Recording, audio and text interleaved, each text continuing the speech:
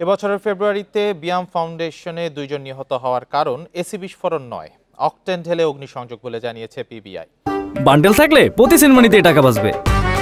বিকাশ send money bundle কিনে জিতুন প্রতি লেনদেনে। সকালে রাজধানীর কল্যাণপুরে সংবাদ সম্মেলনে তথ্য জানায় বাহিনীটি। পিবিআই জানিয়েছে, বিয়াম ফাউন্ডেশনে ওই অগ্নিকাণ্ডের সময় অফিস সহায়ক আব্দুল মালিক ও গাড়ি চালক মোহাম্মদ ফারুক মারা যান। ওই ঘটনায় জড়িত 2 জনকে গ্রেপ্তার করে পুলিশ। মূলত ফাউন্ডেশনটির কোটি কোটি টাকার হিসাবের গড়মিল ঢাকতে আগুন দেওয়ার পরিকল্পনা হয়। গ্রেপ্তারকৃতদের পাশাপাশি নিহত 2 জনও একই চক্রের সদস্য ছিলেন। এছাড়াও চক্রের সাথে জড়িত ছিলেন সমিতির প্রশাসনিক কর্মকর্তা জাহিদুল ইসলাম ও সহযোগী আশরাফুল ইসলাম। সিসিটিভি ক্যামেরা ভাঙচুরের সূত্র ধরে এই ঘটনার প্রাথমিক তদন্ত করা হয় বলে সংবাদ সম্মেলনে জানায় পিবিআই।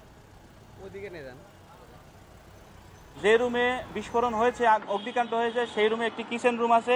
সেই রুমটি একেবারে আনটাচড অবস্থায় ছিল, সুতরাং অক্ষত অবস্থায় ছিল। সুতরাং ওই 2 জন লোক ওই সময়ে এই রুমের মধ্যে না থাকলে ওই ধরনের ইনজুরি হওয়ার কথা না। আমরা এই সিদ্ধান্তে উপনীত হই যে ওই 2 জন এই ঘটনার সাথে প্রত্যক্ষভাবে জড়িত।